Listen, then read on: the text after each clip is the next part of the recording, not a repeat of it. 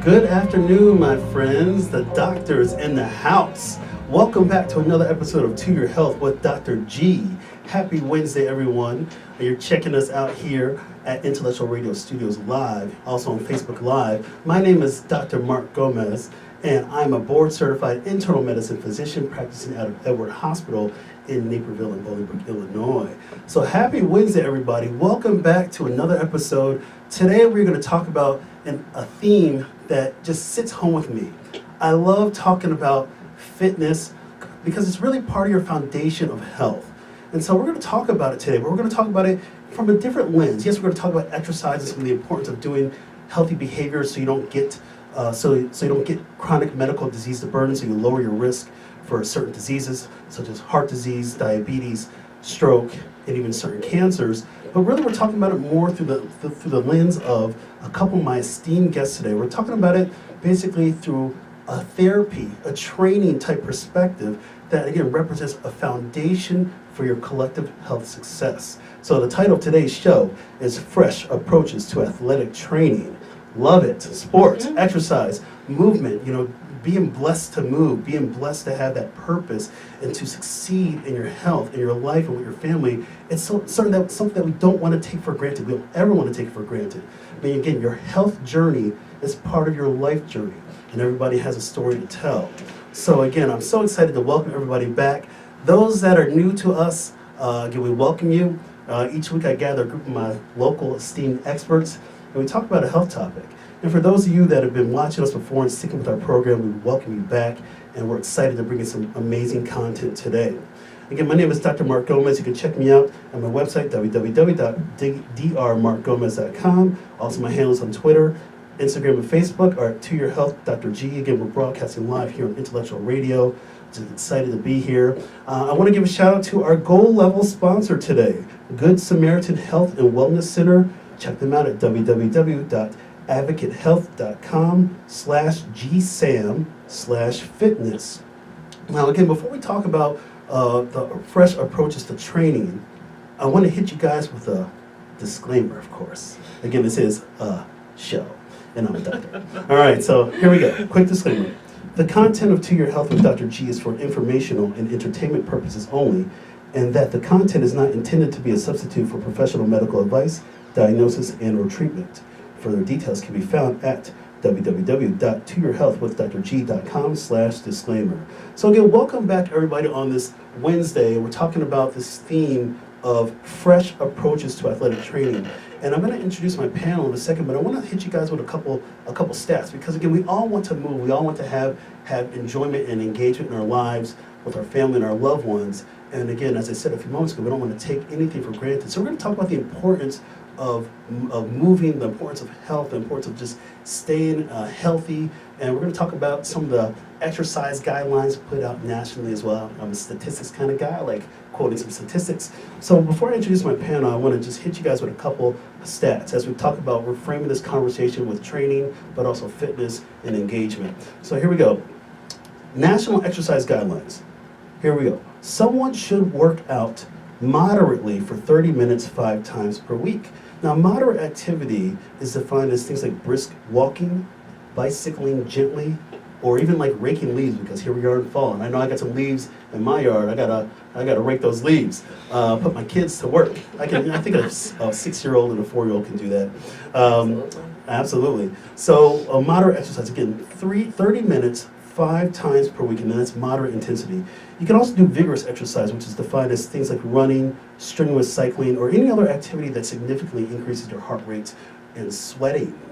And we're going to talk a little bit about some of the burdens of inactivity, as I mentioned a few moments ago: cardiovascular disease, heart attack and stroke, diabetes, obesity epidemic, and even certain cancers such as breast cancer and colon cancer being now linked with inactivity. The cost of inactivity, and these are kind of the last couple stats I'll get you, and then I'm going to introduce my panel, but the cost of inactivity, $68 billion annually in medical expenses and lost productivity. That's worldwide. But in the U.S., it's $28 billion. So again, $68 billion in costs worldwide, but the USA, $28 billion. And we're talking about lost productivity, time away from your family, time away from work, So again, these are important things. So we want to set that foundation because again, what we're trying to do in this show is I'm trying to get you guys the information, leverage me, leverage my network of experts. We're going to really talk about building trust and delivering truth when it comes to your health. So I'm excited to welcome my panel today. This is great. So I'm going to tell you a little bit of story about each person, because why not? But I just want to make sure that, again, the people that I bring on my show, these are people that are in the trenches. They are certified professionals. They do this because they have a passion. They're not just doing it because it's a job and it helps pay the bills. I truly believe the guests that I have on today, and certainly the guests that I've had on the past, are doing this because they have a passion for helping others. So my first guest, I want to introduce immediately to my right, Ms. Gina McDonald. She's a fitness specialist, certified athletic trainer. She's at Good Samaritan Health and Wellness Center. Check her out, www.advocatehealth.com/gsam/fitness. Gina, welcome to the show. Thank you. Thanks for having me. Oh, you bet. So I made the connection with you through a colleague of mine that I know through a local networking group in Plainfield, Illinois. And when I reached out to him, and I go, listen, I'm looking for somebody who's just amazing with exercise and fitness and encourages her clients and everything. He gave me your name. So I was like, all right, we got to make this happen. So welcome to the show. Why don't you give us a little bit about your background, tell us where you did your training, and tell us about this theme today. How does this theme of having fresh approaches to training, how does that really sit with you? So I did my undergraduate in athletic training at Lewis University, then proceeded to sit for my boards to be certified in athletic training and licensed in Illinois. This theme relates to my current role especially because we are changing and adding new programs for what the population needs. So the things that we're seeing, these epidemics of what happens when we're not moving and staying active, we particularly, and I work a lot with those special populations, in encouraging, motivating them to stay active, keep enjoying it, and just to manage or prevent illness. I believe exercise is medicine, and it should be a prescription. So we help try and guide those individuals as well as very elite athletes or other populations. So I work with all populations. Excellent. Thank you for coming on to the show. My next guest today, I've known her for a long time. We were joking about this off air, like, how long have I known you? But it's been a long time, but I'm super happy to welcome her to the show. This is her first time on the show, and I was thinking about you for a while, so I'm like, I gotta get a topic to get you on this show, and we got the topic today.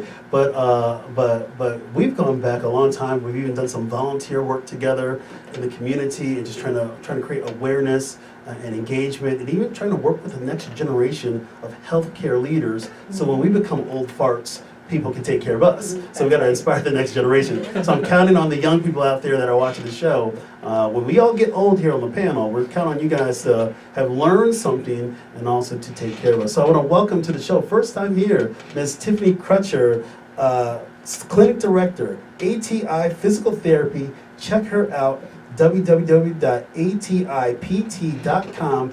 Tiffany, welcome to the show. Thank you for having me. A little background about me is I grew up here in the Chicagoland area. I grew up in Bolingbrook. I was always involved in athletic sports, things like that. I actually did my undergrad down at SIU in Carbondale where I played basketball. And then I came back up north and went to Northwestern for PT school.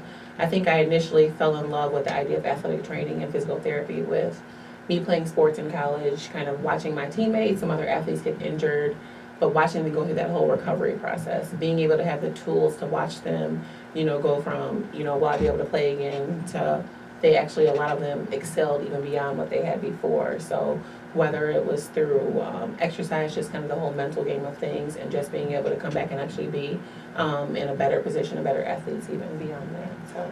Excellent. Well, I'm so happy to have you both here on the show. And really what we're talking about today is basically establishing your foundation, but your foundation when it comes to your health. Yes, I've talked about many times on this show that I want everybody out there to see their primary care doctor at least once a year.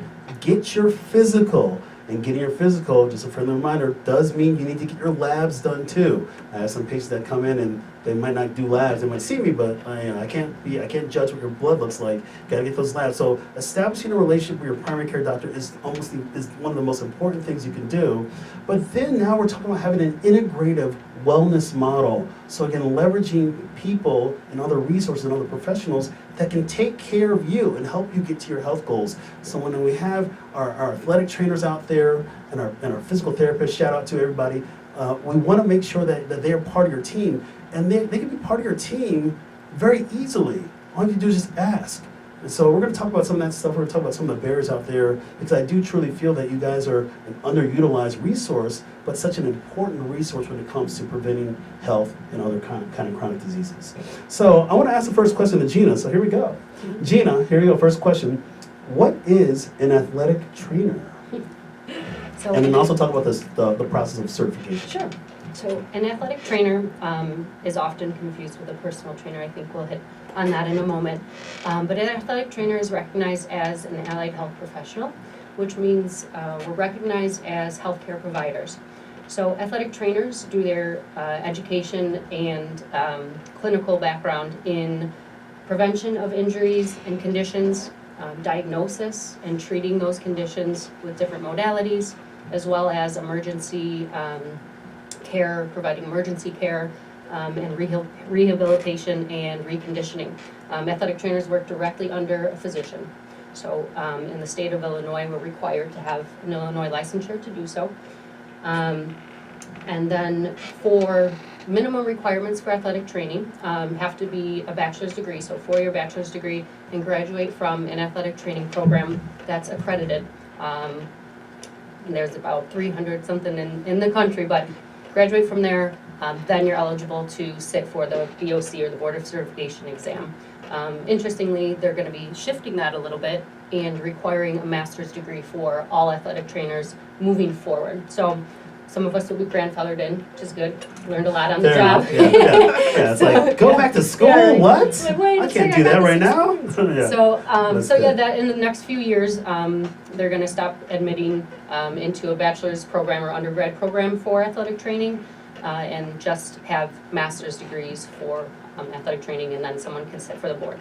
I like how you've really distinguished between an athletic trainer and a personal trainer. Again, one of the messages that I lead up to the show, I put out a video that said, hey, an athletic trainer is not the typical trainer that you see at the gym, because it's a completely different thing. And so the fact of the education and the credentialing, that's super important. That legitimizes what you're doing to contribute to the healthcare team. So again, thank you for offering that perspective, because I think a lot of people may not know exactly the role of an athletic trainer. And the role can be so diverse after you have your basic foundation and your certification. So thank you for clarifying that. Tiffany, tell us, what is a physical therapist? Okay, just like Gina said, physical therapist and allied health professional. We use tools such as manual techniques, exercise, education, modalities to help improve function, mobility, and just overall quality of life. To be a physical therapist, of course, you have to go through a bachelor's degree program. You can really choose your bachelor's degree in any kind of profession. But then it is a grad level program where it is now. Most programs are shifting to doctoral programs. I'm not sure if there are any left that are master's level programs, but again, those were doctored into master's level program. I did do mine at Northwestern, which is a doctoral level program, which they're all switching to. It is about 7 years, but I feel like it's 7 years well spent. If you truly have a passion about helping others, then that 7 years really flies by. Excellent. So thank you for clarifying this. And again, I want people, the reason why I wanted to ask those questions, because I want people to know that, again, we're all about trying to make sure people have the right information. So I want the right resources available. And when you have certified individuals that understand the body, they know what they're doing, it's going to make everything better for you to get to your health and wellness goals. So again, it's super important. Again, we're going to talk a little bit later on about some of the common myths that are out there, some of the barriers that are out there. But it's important to know that when you take about your health, and you're navigating the health landscape, you're doing it with the right credentialed professionals. So here's the question. I want to ask this question. We're talking about fresh approaches, so let's get right into it. I'm a tech person. I love tech. Why not? So I'm going to read you a couple stats, and I want to kind of get your two commentaries on this. So let's talk about a little bit of the wearable tech stats. So here we go. Users by age in the year 2017 in this country, between the ages of 18 and 24, it's about 18% usage of wearable tech. Age 25 to 34, it's almost 34%. That's the most populous group that's using tech. 35 to 44 years old is about 25% use of that population is using some sort of tech. And again, it's tech either wearable or even tech with your smartphone. 45 years old to 54 years old, about 15%, and then 55 to 64 years old, about 8% of the population that's using that. There's no data for people over the age of 65, at least that's publicly available. But we're talking about people in the tens of millions in this country using technology to improve their health. And we're looking at hundreds of millions potential, or tens of millions more of products that are sold in this country, and of course billions of dollars of revenue for the organizations, the companies that make them. You know, we cannot ignore technology and how we use it. You know, the way how we train now is different than we trained 20 years ago, 40 years ago. So those old techniques of probably eating a raw egg and swallowing that down and try to get some protein so you can gain some muscle mass, that's probably obsolete. So I want to ask Gina this. You know, given the fact that there's tech, and you know, you have your techniques that you use with your clients, but how do you incorporate new technologies into what you're doing to meet the client's goals? So I would say one of my favorite tools that I can utilize all the time are heart rate monitors. I work a lot with cardiac rehab patients, so I work in phase 2 with them, and then continuing on with phase 3 and maintenance.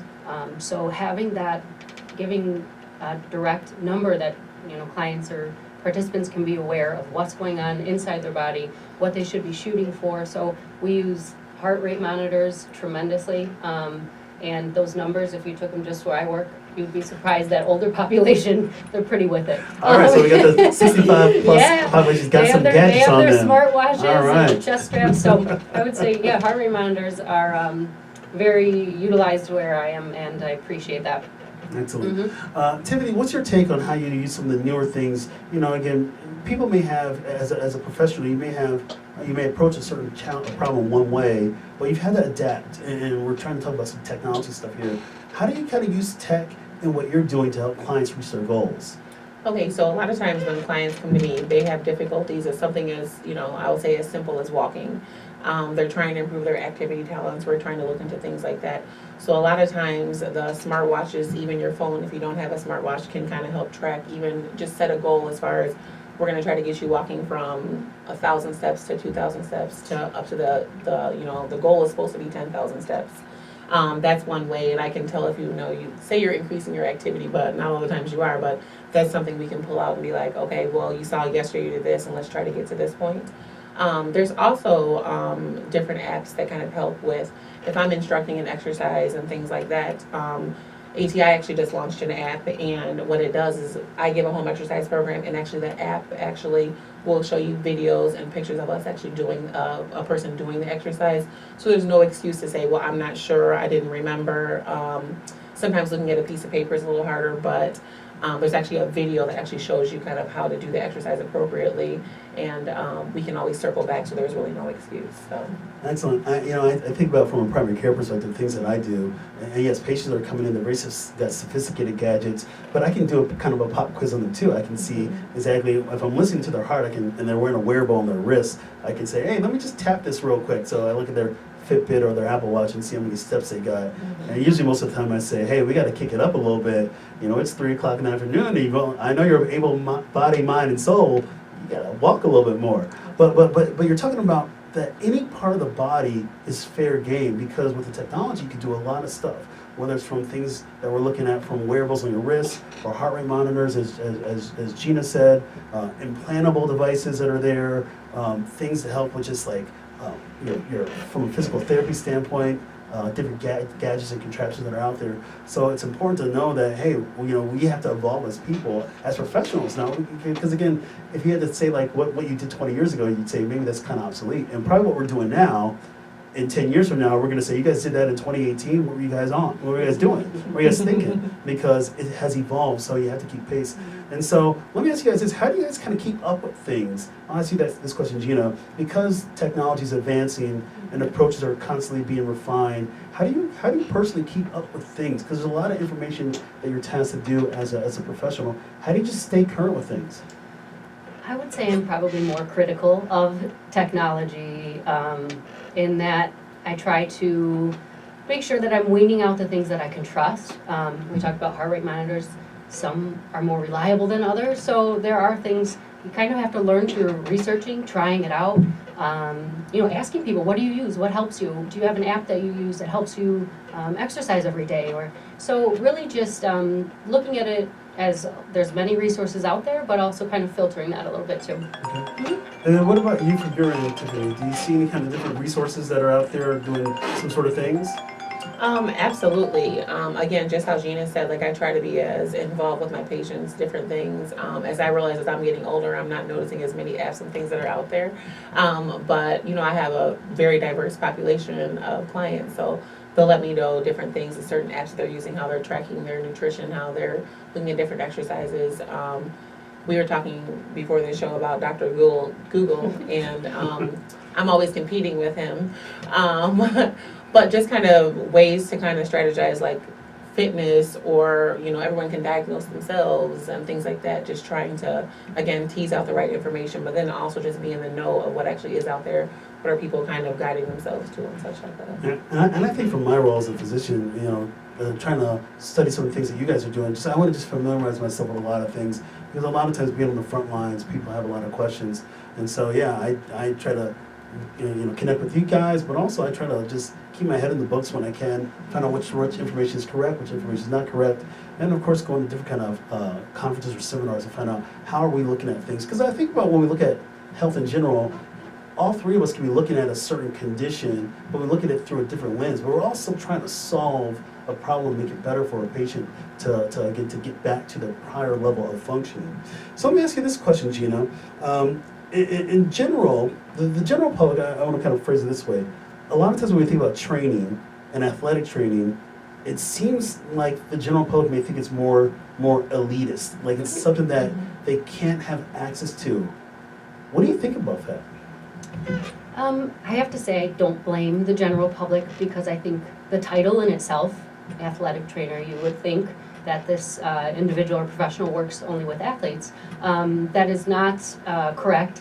Athletes are one population that we do work with, but as I mentioned before, we work with all populations, and I like how you said working together to treat the whole person, and we're a part of that network, and ultimately helping patients, clients as best as we can together. So, yeah. Yeah, I think. What's your thoughts, Tiffany? Because again, sometimes I think about how people may again think that there's some barriers, like I can't do this, or maybe there's a cost involved, and I don't want to necessarily pay a lot of money. And again, we're trying to break down some barriers here. So, what's your kind of take on that one about relation to training being more of an elitist thing, but actually it's really not?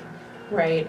That is something, again, like with the title, the whole athletic part. The thing is, we're just trying to promote mobility. I think just telling people more and more, because athletic training is really a newer profession.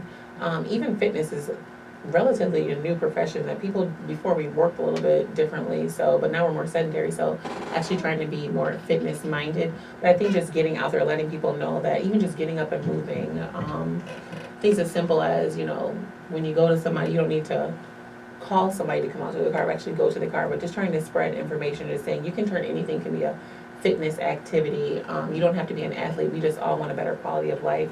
We want to be healthy. We want to be around longer. So I really just think it's education, as much as we possibly can in every setting, shape and form. So let me ask you a follow-up question. How do you go about instructing a client to find somebody like you, a resource like you? What's the best way for people to do that? Definitely, people are in all types of settings. We're everywhere. We offer injury screens.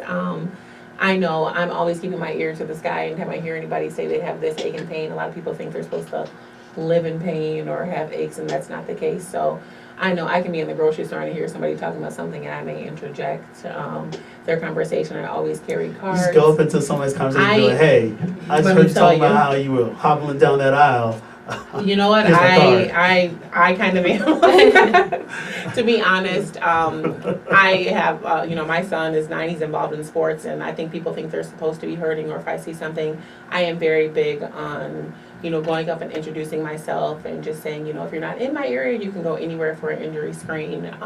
We're not supposed to live in pain, so I definitely do communicate that as much as I possibly can. I encourage my current patients to share that information with, their friends, their family, their neighbors, things like that, just to spread the word that, we don't have to live in pain or live in discomfort or be sedentary to have a better quality of life. So, absolutely. You remind me of a story again. I love how you just like, hey, I'm just going to go ahead and get it. When I started in my clinical practice 11 years ago, I was that kind of person. I'm like, hey, I gotta hustle. I got no patients to my name. And so I need to go out and just handle my cards everywhere. And so it just reminded me of that story. Now I don't necessarily do that anymore because I think I have a lot of patients and I want some of my other partners to get busy with the practice. But I totally get you. But you're right. You're saying this is why the passion. You're doing this because you've been driven to have this and be fulfilled by helping out others. Truly, you're doing that. So let me ask you this question, Gina. This question for you. What can we do as practitioners to better encourage increased physical activity amongst the population at large? I think what we're doing right now is part of that, and that's communicating, working together as a team, and kind of clarifying some of those misconceptions about what different healthcare providers can offer and what kind of resources are out there. So I definitely believe in a team approach. From the physician to the physical therapist to the athletic trainer to a personal trainer, and it has to be that way. I feel that's the best way to maintain and keep a sedentary life. Keep an active life and and prevent injury and illness. Excellent. Yeah. Tiffany, what's your thoughts on that one? How do you think, what can we do as practitioners to better engage the public in taking their health and their activity seriously? This is one example right here. We're just spreading the word, spreading knowledge, things like that. I think just the physicians knowing what other disciplines, other allied health professionals do. Most people do at least follow with their primary physician, but they don't go beyond that. So just making sure that physicians are aware of kind of what we do. Making ourselves available. So, more kids are specializing in being involved in activities and things like that. So just making ourselves available to that, to answer questions, to offer, different workshops, seminars, education, whether it's starting as young as in the schools or just kind of working our way up, being in different fitness clubs, just being where people actually are, just being available in the community and kind of sharing all that. So. Thank you. I want to take a moment to acknowledge our sponsor, Good Samaritan Health and Wellness Sponsorship.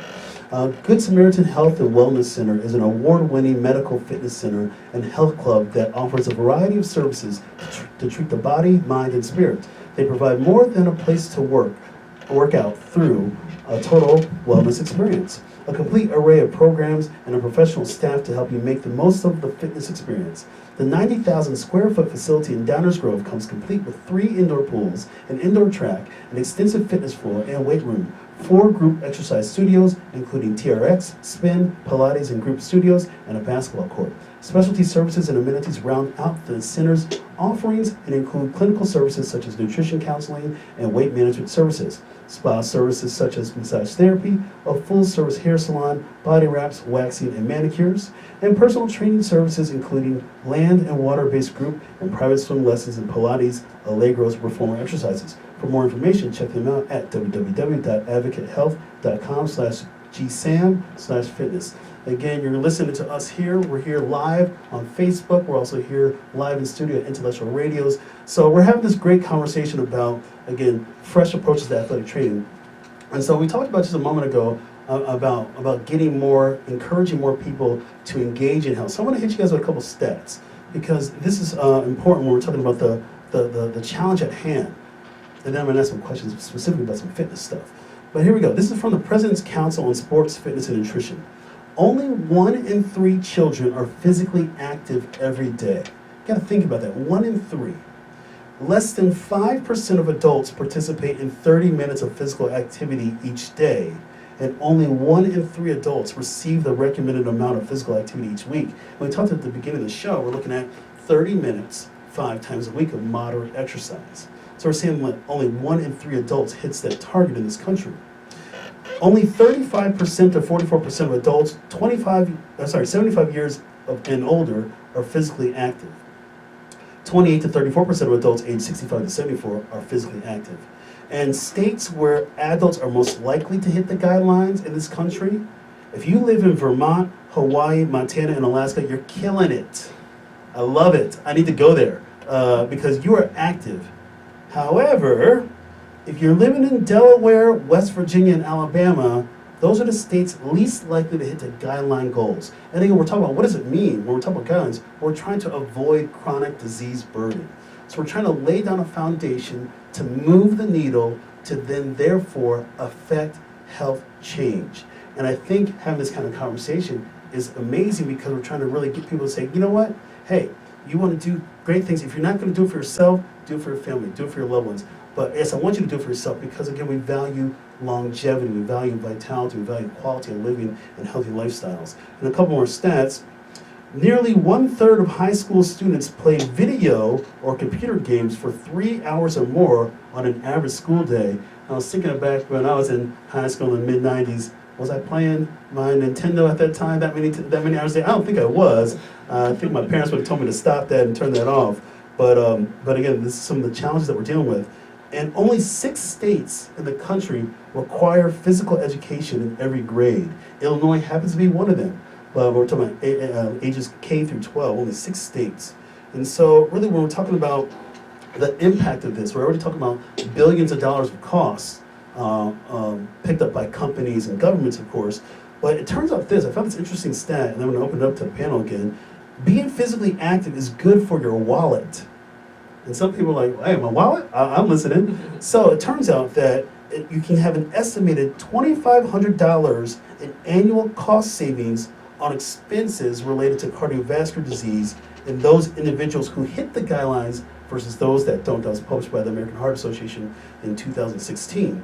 So now that's just from a cardiovascular standpoint. We're not even looking at other medical conditions. It could be substantially higher. So it pays you back to stay active. So I want to ask this question to Gina. How do we address some of the barriers in fitness? Let's talk about, we're hearing these stats, 1 in 3 children. How do we go about addressing that? What's your thoughts on that kind of statistic? First off, in children specifically, yes, technology and games are an issue, and it's not like it used to be before. Kids are having fun playing games. They're fully engaged because technology is pretty amazing. But, we need to, I think as parents and as role models, lead by example. So spending time together outside, doing something active, or just setting guidelines. You can only be on your computer this long. But really, I think leading by example and following through, keeping your kids engaged in that so they can enjoy being active too. It doesn't have to be, a chore or punishment, but making it fun. Tiffany, what's your thoughts on that one? How do we break down barriers for our kids? I would totally agree with you. Need to limit the amount of time that they are spending on those types of activities. I think something as simple as, encouraging them to go outside, but don't call your friend. Go over there and knock on the door. Like growing up, we rode our bikes to our friend's house, knock on their door. Parents are very quick to drive their kids down the street and then call the person and tell them to come outside. I think something as simple as just, encouraging play, like go outside, play with your friends, limit the screen time that we have. Again, be more involved, do activities with them. Something as simple as, establish something as simple as you can walk around the block with your kids, something like that. I think because we are, we're raising these children, so we need to try to do our best to be as engaged with them. But little things like that, I know some people that will call their kid on their phone from upstairs, walk upstairs, and they're seeing you do that, so they're going to do the exact same thing back. Small little changes like that will just have us more physically active and things like that. So. Yeah, I think as caregivers, we've got to do more. We're trying to affect the next generation and make sure that they have all the resources available for success. You hit the head on the nail. I did a show a couple weeks ago about play. We want people to play. Our kids need to get back to playing. There's so many benefits of playtime that we can do, and it's kind of harder to do so in this age where you're so busy. You're running around. You have to schedule play dates. Play is supposed to be spontaneous. Yes. It's supposed to be fun. It's supposed to be engaging, and that's what you're going to get creative. And we're taking away of that. And one of the challenges that's out there that you mentioned, Tiffany, we want to have people have these resources. Still, some communities do not have those resources. An interesting stat, in this country, only 1 in 5 homes have parks within a half-mile distance from where that home is. 1 in 5 homes has it. That's a horrible stat. And only 1 in 5 homes in this country have a fitness center or a recreation center within that same half-mile distance from that house. So we have a lot of challenges to do as a society to affect change. So let me ask you another question. So I'm going to ask you this one, Gina. Going back to these barriers. So we talk about the children, some of the adolescents. What do you do about barriers to adults? Things that affect adults, their inability sometimes to stay active. What's your approach to helping break down those kind of barriers? Well, first I want to just validate that they exist. The physical resources aren't there for everybody, whether that be a facility or financially. So here's where we can use technology in a good way and look up some exercises that you can do. You don't have to have a facility. It does help maybe, but if you're really passionate about it, you want to get moving, any movement is better than none.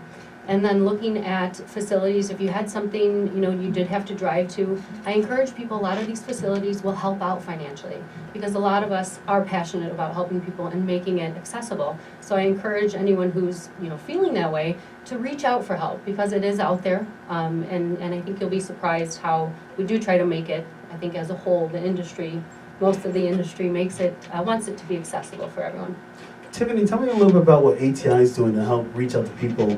I know you and I have talked before. Your company can actually help pick people up and then bring them to a clinic for engagement. Yeah, absolutely. So actually 2 things. So we do offer a ride service for patients. So a lot of times we'll get people with injuries or different illnesses or things where they require physical therapy, but their limitation is they require another family member to bring them in. That family member is too busy, they don't have time, they don't come. So we do offer a free service at all of our clinics where we will actually go pick you up, you'll do your therapy, and then drop you off at home. Something as simple as even like kids that need to come when their parents are at work, we will go pick them up from school, let them do their therapy, then drop them back off at home, which is kind of nice that a lot of parents, because we're all busy, everybody's busy. So just being able to have that availability to be able to come pick people up and things like that. Another service we offer is a lot of times it's scary after you've had an injury or you've been in therapy for some sort of reason. We tell you, the goal with therapy is to get you as independent so you can continue this trend. You shouldn't be with your physical therapist for the rest of your life. We offer something we call a step down program. So sometimes you're afraid to go, you feel like you don't know what to do at a gym, you're in therapy, you're in this nice controlled environment. So then we send you off to a gym and you're like, okay, it's overwhelming, I don't know what to do. We do offer a step down program. So what that program is, of course you're done with therapy, but you can still come in. We will write a program up for you.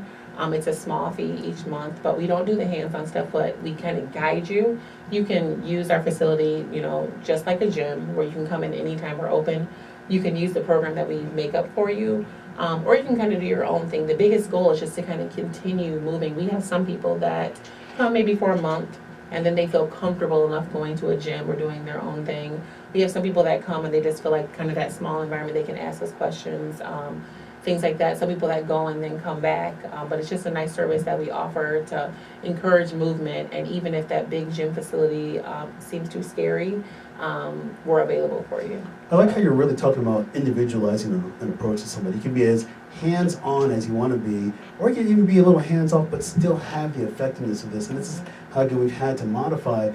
Back in the day where there wasn't maybe a lot of technology, you couldn't do that kind of stuff. You always had to be hands-on, but now there's so many things that you can check in with people. I know from a clinical standpoint, we've got video visits. You don't have to necessarily be in the office. So you're talking about ways to really tailor it to that person, and hopefully that person continues to have success. So I want to ask you this question. I'm going to ask this one to Gina. How much time goes into a prep session? Because again, we're talking about these approaches to athletic training, and I want people to understand the work that you guys do, the value of things. So say you're going to work with a particular client, how much pre-work do you need to do before that client comes in? Quite a bit, because we want to know what they're coming from. So what's their background physically, what kind of medical conditions, and this is an important part where we can partner with the primary care physician to get some information clinically, or with the physical therapist if they're coming from therapy and transitioning over to like a health club setting. So I make sure I have all information before we start a physical routine or before we start a workout, so that I can know limitations and that I can modify anything as needed. So I have a plan in place before I try to talk to the client on the phone if I can't meet them in person, to ask them some of these questions. Tiffany, how much prep time do you do before you see a particular client? I think I'm constantly prepping. I'm there before everybody is in the morning, just trying to kind of get my head wrapped around things. It's a constant stream of, we always have a plan in place, but, things change when people come in. So I think it's an ever-changing plan, but I think just kind of staying up with continued education, knowing what's out there, what's available, actively listening to your patients to make sure we're meeting their needs. I think we're always preparing for something. We're always adjusting, always modifying. So I don't really think it ever stops. We're just trying to do it as best we can, and modify it as kind of their session goes. So. Yeah, I try to do a lot of prep time from a physician standpoint. Yes, I need to make sure, again, the buck stops with me kind of thing, and I accept that. But yeah, there's a lot of prep time going into this because we want people to be as successful as possible. So that's what you both are really talking about. I want to ask you this question. I'll ask you a follow-up question, Tiffany. What is the most rewarding part of your job? We're talking here about, you both are here today, Tiffany and Gina, talking about the passion of what you do, the purpose, the fulfillment. What's the most rewarding part of your job? Definitely the most rewarding is you see someone that comes in, whether they have an injury or, doesn't matter the age, but they come in with an injury. They feel like the world has ended. They can't move. Nothing is going right, whether they can't work, they can't do their sports, they can't play with their kids, something as simple as that. And I have the ability to give them the tools and use the skills that I've learned and share that with them, to watch them progress from barely able to move to kind of going back to where they were, and sometimes even excelling beyond that. It's really rewarding to see their overall quality of life improve, their function, mobility, but then also when it clicks, when they get it and they're like, I can do this on my own, and I see them spreading the word to help others do that also. So it's really rewarding just kind of watching that whole progression. What about you, Gina? What's the most rewarding part of your job? Very similar. It's humbling to be a part of the process, especially when it comes to rehab. For example, cardiac rehab. These patients come in, and that's a tough time, physically, emotionally. So being a part of that and just, being vulnerable with the patient and connecting with them to be a part of their improvement is the most rewarding feeling. So that's why I do it. And I think there are some innate vulnerabilities when you talk about people's health and certainly the things that you go through, because everybody handles something potentially a different way. And my kind of approach is, I would say PMA, positive mental attitude. We're going to try to get through this together, and then hopefully those vulnerabilities can make that person, therefore, just emerge victorious. Just the resolve that they have, and then the empowerment that they can do other things with their health and their lifestyle. So I love talking about this thing. Let me ask you a flip side question. I'll ask you this one, Gina, back at you. What's the most frustrating part about your job? If you're allowed to say it. Yes. Well, I think it's probably universal, where a lot of healthcare professionals would understand that the insurance can be a frustrating barrier sometimes to activity, to rehab, physical therapy, to your providers that you're going to. So that can be frustrating, and it's something where it is hard when somebody is so motivated.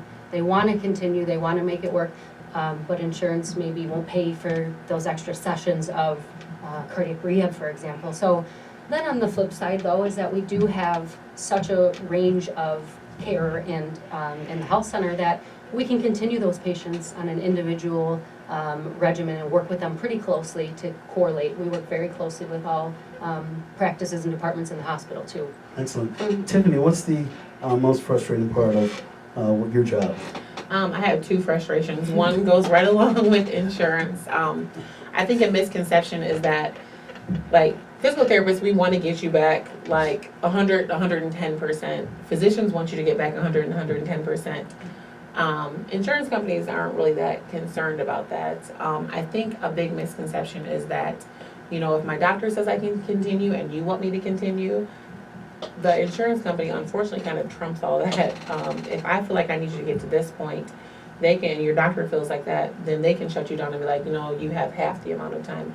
And that's a very big frustration, just trying to communicate that I don't really want to get rid of you. We want to all be on the same page. I want you actually feeling better than what you were. So that is a big frustration. I know that's a work in progress, and we try to adjust and stretch out visits as much as we can. We try to do a lot of education and things like that. But that's probably one of my biggest frustrations. And the other, like I mentioned before, is Dr. Google. I sometimes feel like I have Who's to... Dr. Google? Yes. Well, he's everywhere. Who's that Dr. Google? Giving all the wrong information. Yeah, go ahead, please. Continue. The thing is, the information is out there, which is a wonderful thing. But sometimes people have been injured for a while because they've tried to fix themselves, or their neighbor had this, or somebody had this, and they're going to tell you. So I almost feel like at times I'm trying to prove that I know what I'm talking about and that I can help you along that process. You might need to stop Googling and stop doing certain things that, we're on the same page. We're just trying to get them to understand that it's not, every person's a little bit different. There's so much information out there. It's hard to tease out what information is. I do try to educate them and steer them in the right direction if they are Googling things, but just trying to, I don't want to spend half the time trying to prove to you that I know what I'm talking about to get you there. Let's just, get there together and not kind of bump heads and things like that. That's what we're all about here on To Your Health with Dr. G, building that trust and delivering the truth the right way. But this is a good segue. I think you read my minutes ahead of time. No, this is a good segue. We're talking about Dr. Google and some of the falsehoods, the blatant falsehoods that are out there. But this is a perfect segue into fresh approaches to athletic training, myths versus facts. So a number of months ago, I decided on the show that every week I'm going to break down myths versus facts because, again, we're trying to navigate the complexities of your own health. And again, we want people to have the right information from the right resources all the time. So I've got some statements. And so I'm going to ask this to the panel, and they're either going to say myth or fact, and maybe give like a few sentences why it's either myth or fact. So the first statement goes to Gina. Here we go. All trainers have six-pack abs. Definitely a myth. Elite athletes might have six-pack abs, but those who are training for that, Godspeed, but those of us that are staying active to be well probably don't look like that. So. Thank you. All right. I agree. I definitely don't have any. All right, so here we go. Next statement. This is for Tiffany. Physical therapy is painful. Oh, I hear that all the time. I hear that I am pain and torture. That's definitely, I can say there's some truth, and it's also it's a fact and myth. Typically, if you're injured, you're coming in with some sort of discomfort. There is some discomfort that goes along the way, but it's not supposed to be painful and hurt you. It's supposed to kind of just guide you in the right direction. So, yeah, you may have to work a little harder on things that are more challenging and tiring and things like that, but ultimately, we're not trying to hurt you. We're trying to get you better. So sometimes there's a little discomfort to kind of get and cross the finish line and go where you need to go. So. All right. Thank you. Next question or next statement. These aren't questions. Next statement. For Gina, here we go. Athletic training is very costly. What's your thoughts on that? There are groups advocating for making athletic trainers more available, such as being reimbursed for our services through insurance. So that's a work in progress. There are some services that do get reimbursed through insurance. Otherwise, when you're talking on that standpoint, you'd probably be looking at having an athletic trainer personal train you. So to work with you one-on-one. And with that, every facility and every professional varies based on their background and specialties, and really personal training, it would be at a personal training rate. So that does vary, like I said, everywhere. Okay. Next statement for Tiffany. Here we go. Physical therapy is only for injuries and accidents. I would definitely say false. There are different disease processes that we have that we need to just improve just to be able to function, to perform our normal, activities of daily living. Can I get dressed? Can I cook? Can I prepare a meal? And sometimes you're so deconditioned that you need to just kind of learn how to be able to transfer, learn how to get up, just learn how to move again. So you don't have to be injured. You could have an illness. You could have had, a lifestyle change or anything like that. Really just to kind of help you get going. You don't have to be injured to see a physical therapist. Okay. Here's the next statement for Gina. Here we go. Let's do this one. I thought of one. I'm like, I don't want to do that. Let's do this one. I got them all written down. Here we go. Here we go. Trainers love to see you in pain. So my question to you is, what kind of trainer? Yes. I like that. Answer a question with a question. I like that. Yeah, well, it's interesting because you think about like, oh my gosh, and that's maybe an old mindset. To get a benefit, you got to be grunting it out and grinding your teeth and grit your teeth and getting a benefit that way to make a difference. But, exercise and being engaged doesn't have to involve pain. Yeah. And I take an approach that if it is pain and punishment, probably should find another way, because we don't stick with that. If it's not enjoyable and it feels like punishment, who wants to continue that? So I take the approach of making it enjoyable and suggesting, even outside of a facility, doing things outside that you like, where you're moving and it doesn't feel like you are, dancing, things like that. Making it enjoyable, we're more apt to stick with it and make it part of our lifestyle. Thank you. Tiffany, here we go. Myth versus fact. I need a physician's referral to see a physical therapist. That is no longer a fact, Yes, which no is longer. awesome. Now, Illinois just became a direct access state, so we are now able to see clients, patients right off the street. You can come on in and we can get you going right away. Before it wasn't like that, but now we can actually see you. And if things feel like you're not progressing, we can refer you to the right physician, but we can start right off the bat and get you going. So. Thank you. We'll do one more each for both of you. Here we go. Gina, a perfect workout is 1 hour long. That is a myth. Correct. Absolutely. It's really not about the time. Sometimes people will still ask, it's out there. People will say, well, how long should I lift weights? And it's like, well, it's more about the content. So more about what you're doing, your form, how you're doing these things, and being active just in general. So you can get a great workout in 10 minutes. We need 10 minutes in a heart rate range, for example, in our exertional heart rate range, to seek those benefits of cardiovascular wellness and health. So we can break that 150 minutes down anyway. 10 minutes is the minimum amount of time that we need to get that heart rate up and be in that range. So you can do it in as little as 10. Right. And I love how you're talking about just, you're make it personal. Make it, just do something that you love to do and just keep doing it. And that's where we're talking about the passion, the purpose, and everything. Last statement for Tiffany. Here we go. Myth versus fact. I can do physical therapy myself. That's the statement. I can do it myself. Myth. You can do activity, you can do exercise, you can walk. You are not actually those are components of physical therapy, but to me, you need to see a healthcare professional to guide you and do the right thing.